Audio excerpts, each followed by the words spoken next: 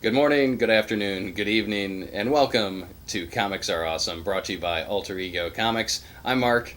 I'm Josh. Party on, Josh. Party on Garth? Wait, what? Party on, Wayne. We are here to talk about comics that are awesome from the week of July 19th, 2017. The books that impressed us the most, the books that we think you should go out and get. And if you're a Patreon patron, you'll get a bonus video where we talk about all the stuff that we liked, but we kind of hit the top three for each of us, and then there's more if you want more. My pick of the week this week, and I kind of knew this going in, was Time and Vine #1 by Thomas F. Zahler. We call him Thom Zahler. Friend of the store, frequent guest. Hell of a nice guy. Hell of a nice guy. Who Wants to Be a Millionaire champion. And lover of Star Trek and all things Disney.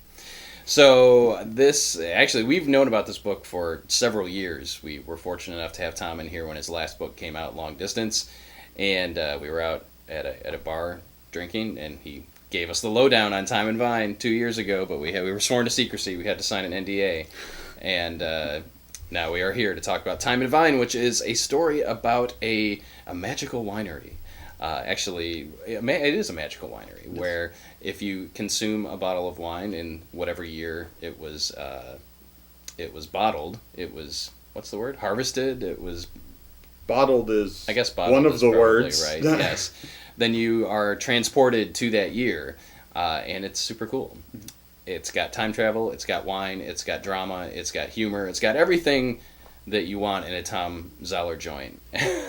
Tom is most well known for all of his creator-owned stuff, Love and Capes, as well as Long Distance. And Love and Capes is kind of our go-to for a lot of people that want to get into comics, but maybe aren't extremely big on superheroes or how to read comics, that sort of thing. And Love and Capes is very much a relationship book with humor and superheroes. Long Distance is straight up a relationship book. And was also published by IDW, who published Time and Vine as well. And the characters in here are very relatable, very relatable, especially to me. One of the main characters is a teacher whose mother has Alzheimer's. I guess it's probably early stage Alzheimer's or mid stage Alzheimer's, and she's out at this winery with her friends trying to cheer up, and she tells her story to the bartender, and he's an old guy who would be maybe kind of creepy when he says, "Come to walk through my what's the basement thing? Cellar? There Magical wine cellar? Magical wine cellar, room? Yes. But he doesn't actually say that. No. It's super cool. It is outstanding. Yes, it's very good. Add something because... It's good for fans of Doctor Who. You've got an older guy who's been time traveling for a while, meeting a new person to accompany him on adventures.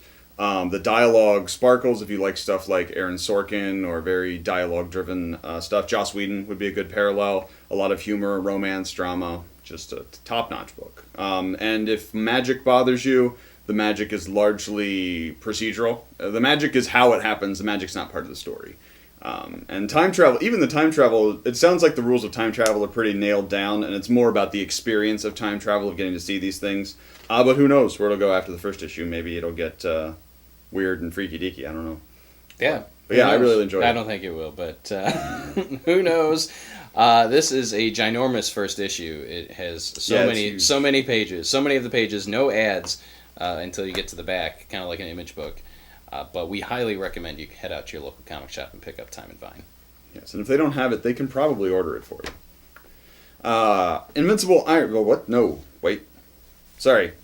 I didn't want to talk about this. No, that book was crap. I had the book set aside, and I didn't actually decide what was my pick. My pick of the week is Time and Vine. So there you go. There you go. There's both that. Of us. The first book I'm going to talk about this week, though, is Invincible Iron Man #9, written by Brian Bendis with art by Stefano Caselli. I don't know if did you mention that Tom writes and draws Time and Vine? He does everything. Probably he colors. He does it all. Yes, and he's a one-man machine. He's also written an episode of Ultimate Spider-Man, the TV series. Yeah, he's drawn My Little Pony and actually, he's written My Little Pony. He's written and drawn My Little Pony. He's an all-around man of the people. Thom Zahler, we love you. Sorry we aren't going to see you in San Diego this year, but say hi to Alex if you see him.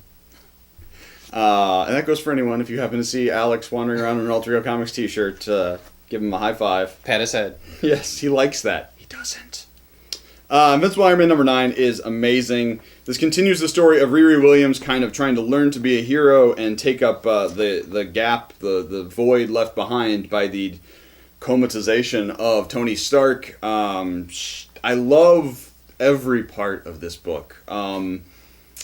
Pepper has been Tony's assistant for a little while before he was gone, so Pepper's kind of not Pepper. MJ is redhead with Tony Stark. Mary Jane. Yes, Mary Jane Watson from the Spider books has been kind of the top person at Stark Industries in the absence of Tony, but it's also being run by his AI and to a limited extent by his estranged or newly discovered birth mother.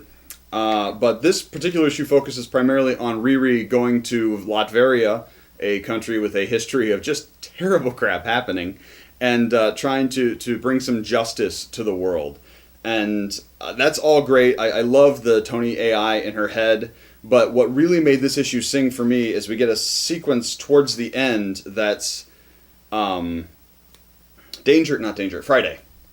Tony's other AI, or his previous suit AI, and AI Tony, who's not really an AI, he's an imprint of Tony's personality, talking to each other, and it's really interesting. There's stuff about heavy sci-fi, kind of Blade Runner, what is reality, and rising of machines, and it's treated really well, and then there's humor elements, and Friday and MJ watching the fight, or watching this information of the fight, in Latveria, it's so good. Bendis really knows how to make me care about characters that I don't really care that much about.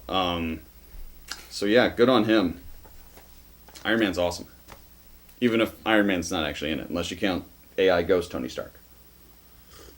Next up for me, Superman number 27 by Pete Tomasi, Patrick Gleason, and art by Scott Godlewski, former penciler of Copperhead.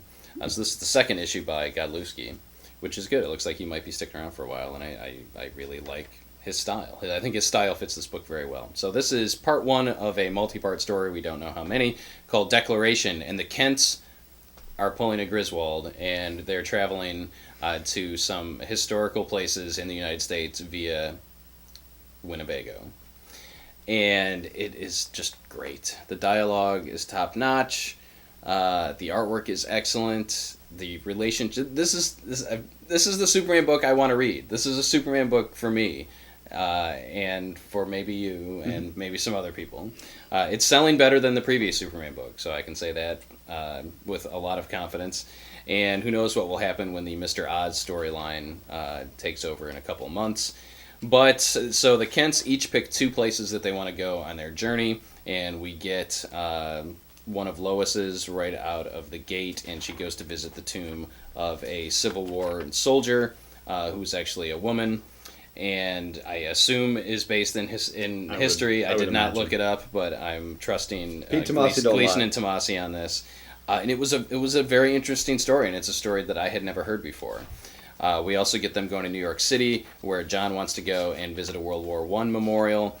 And probably the most touching aspect in here, they go to Philadelphia and they invite a kind of a homeless vet to come have dinner with them. And this is probably one of the heaviest Superman books that we've read in a long time as far as content. I mean, there's fun, there's humor, there's family stuff, hijinks going on, but every place that they're going, it's real history. You know, they're talking about stuff. You know, there's a point in here where John sees a coexist bumper sticker on a car, and he asks Lois what it means.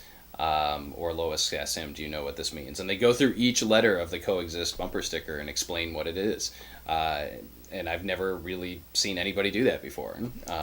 You know, maybe there are YouTube videos for people explaining I'm sure that. there is. I'm sure there are too. This is just such a great book. You don't even have to have been reading any of the previous Superman series to pick this up and enjoy it. And again, it's part 1 of 2. Who knows where we're going next? Actually, we do know where we're going next. They say where they're going. They're going to...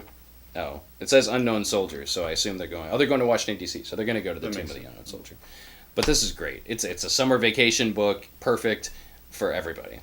Yeah, no, and I think one of the reasons we really like this book is because it's unlike any other Superman story we've ever had. You know, there's 80 odd years of Superman crap, and some of it is amazing, but a lot of it is the same. You know, the Batman stories we get today are not that different from the Batman stories we got 10 years ago, 20 years ago, 30 years ago.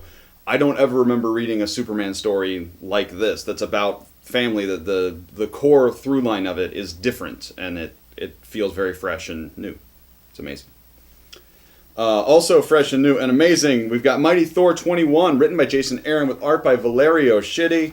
So at the end of last issue, I guess it's been a month, right? I can just tell people stuff. Yeah, sure. So you've got Volstagg has taken up the hammer of Ultimate Thor, and I swear to God that is not as ridiculous as it sounds. Last issue was heavy as crap. Volstagg basically witnesses the murder of a whole passel of people, borderline genocide, and he kind of breaks a little inside, calls forth the hammer, and becomes the Thor of War, and it is epic. And in this issue, we basically get to see the rage of the War Thor against these people who are doing bad things, the armies and allies of Malekith, and we get Enchantress and Ulik, the troll guy. But what I really liked about this, and what really spoke to me, and I know it might not be the best argument for anyone picking up this book, but for a certain subset of people picking it up, is the Volstagg as the War Thor sounds like it could be terrible, and in some ways, like if I pulled out just random panels from this, it would seem very over the top and almost cliched. But the way he's woven the story and the amount of backstory that went into building this over 5 years of Thor, it really just rings true and is amazing, awesome comic storytelling. And of course, as teased by the cover, by the end we get Thor, the Odinson, and Jane Foster Thor, and Jane Foster Human as well as Jane Foster Thor, and they're all going to be coming together to fight foes no Thor could face alone.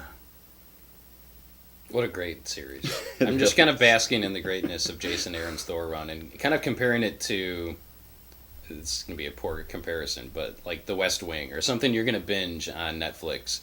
You know, there will come a time, it is a time now where you can just binge read all of Jason Aaron's Thor and get caught up to the present. And if and when Jason Aaron decides to leave the book, this will go down in history as, you know, one of the best runs on Thor ever. Definitely alongside Walt Simonson's run, but just so good. Yeah. My final pick this week is Peter Parker, The Spectacular Spider-Man #2, written by Chip Zdarsky, artwork by Adam Kubert, and this is just a fun book. This is, from the beginning, definitely read the opening crawl on the first page. It makes me laugh. Peter is trying to figure out what's going down with some hacked Stark Technology phones, which leads him to Riri Williams, and they have kind of a typical first meeting superhero thing, but it's really not. As you go through it, you see what's going down. And I'm pretty sure, I don't know where this falls chronologically, but it says it's before Secret Empire, probably. Yes. But I know I've seen them together at least a few times before Secret Empire, so I don't really know if that's right or not, the first meeting part, but it definitely plays that way, and it's fun. It picks up directly from the end of issue #1, where Pete and Johnny Storm are supposed to be going to the movies, and Pete stands them up. But Spider-Man has a date with a comedian that's new to New York City from Toronto, so he's trying to keep that, but he's going to the date as Spider-Man. Spider-Man with a sport coat on was very funny. Pete's not sister, Teresa, is in here, and if you've never read the original graphic novel, Fin Fang Foom, whatever it's called, Big Spider-Man Family Values? Family Matters? That might be. Anyway. It's written by Mark Waid, and they give you everything you need to know about that, so you don't... Yeah, they recap 90% of the story from it. It was a good read, but you don't really need to know what to follow. It was a good read, but nobody read it when it came out, yeah. So that's why they're doing this. It is so funny. Zdarsky is a master craftsman when it comes to writing, and who knew? I mean, the guy draws sex criminals, and that was all that we had experience from him. He's written some other things here and there, but him writing Spider-Man is outstanding. Again, this is a companion series to Amazing Spider-Man. You don't have to read both, but you know they're meant to function as kind of two sides of the same coin. Just so the artwork at times is excellent, at times is not so excellent, and that's just Adam Kubert. That's just his jam. But the writing never lets me down, and including the letters pages, the fan nonfiction. So is that really both Nick? I think so. Okay, because a lot of it feels a lot like the Sex Criminals letter page. That's exactly what Zdarsky and Fraction do with the different. Yeah. So it was very reminiscent of that. It's so good. Yeah, it's very, very fun. What a pleasant surprise. I mean, I was not expecting this out of the Peter Parker Spectacular Spider-Man series, and 2 for 2 so far. Yeah, and I think it's a good option for people who don't necessarily want to read Dan Slott's epic opus. You know, you've got a Peter Parker who's directing a company, and he's basically Tony Stark. Spider-Man's his bodyguard. It's a great story. It's an amazing run on Spider-Man, but it's not necessarily, if someone just says, I want to read a Spider-Man book, this is a better self-contained, humorous, Spider-Man gets into hijinks and talks wise, and they actually made me like Johnny Storm. I'm not a huge Johnny Storm fan. I'm not even a little bit of a Johnny Storm fan, but I really like their interactions. Johnny and Peter, their relationship is top-notch. Yeah. We were talking last week about Batman and Zatanna. Mm-hmm. Different type of relationship, but Peter and Johnny have always had this kind of brother relationship that doesn't get hit on as much as it used to in the 60s, 70s, and 80s. But man, it's good. Last up for me this week, we've got Astonishing X-Men #1, written by Charles Soule with art by Jim Cheung. It is Jim Cheung, right? Yep. Okay, cool. And this is a story of another X book, which the world needed desperately, apparently. But that's okay, because it's written by Charles Soule, who's freaking amazing. He also had Daredevil out this week, which was great. We got something. We won't find out till the end of the issue what it is, and I'm not going to tell you. Don't ask. Not this week. Next week, maybe. Something is assaulting psychics, and we actually, I think this might be the most, I don't know how to say this, the most Marvel-y thing Soule's written. Like, Daredevil has inner monologue, but it rarely has. Matter of fact, I can't think of anything Soule's written for Marvel that has like text blocks, kind of omniscient narrator stuff. The way this does, it really reminded me of kind of the Claremont era X-Men, where you've got kind of almost commentary on the things as they happen. It's revealing past information. You know, it tells you who Bishop is if you need to know it, but it also says something about it in the words it chooses and the way it's designed. So we get an X-team assembled to help with this psychic attack problem. Psylocke is the center of it, and she calls out to a group of people, and some of them bring along friends based on their proximity, but we've got Bishop and Angel and Gambit and Phantom X and Rogue and the oldest of men, Logan. And have I missed anybody? Who else? Psylocke, already said that. That might be the whole team. I felt like there was one more person. Beast. Beast, yeah, but he doesn't show up till the end. He doesn't really participate. But the big bad, by the end of this issue, it is a sort of a mission statement. You know, the first episode of Buffy, the first episode of any Star Trek series, they set you up for what you're going to get, and this tells you what kind of X-Men book it's going to be. It's going to be an X-Men book where we're solving psychic problems and a very specific. I mean, they have an actual mission. I was surprised how directed the book was. Like, this is what we're freaking doing. Which I really liked, because there are so many X books. It's nice to know, you know, this is what this one is about. This is what I can expect when I pick it up. Amazing characterizations and writing by Charles Soule. Pretty art by Jim Cheung. Classic X-Men characters, some of which are kind of underutilized in the modern. Like Bishop doesn't get any play at all anymore. I couldn't even tell you where Bishop is. I mean, outside of this book, I don't know what last I knew he was evil and he was like Cable at one point. I think the X-Force series in between, the one that was a Psylocke-led team, might have brought him back in. He was on a few of the covers at least. But yeah, just amazing X book. I would not have. Yeah, I would not have said I needed another X book, but now I need another X book. I will keep reading this. From what we've been told, this takes place in continuity. They reference things that have happened in the recent past in Marvel. It's going to have a rotating roster of artists, probably in different story arcs, but there is one overarching story. Arching? Mm-hmm. There's one big story. Is it Archangel or Archangel? Charles Soule is telling, and who knows how long it will go on for, but great first issue out of the gate. So that is it for this week on Comics Are Awesome. These are the comics we thought were awesome. Go get them. Come see us at Alter Ego Comics. We'll be happy to hook you up. As I mentioned earlier, if you'd like to become a patron of ours on Patreon, stay tuned or hit that page for a bonus video where we talk about more stuff that came out this week that we really recommend and think that you'll like. Because we need your help. We need your help to spread the word that comics are awesome and that they're for everybody. And we want to get this in front of as many people as possible. We also want to talk about as much as possible, and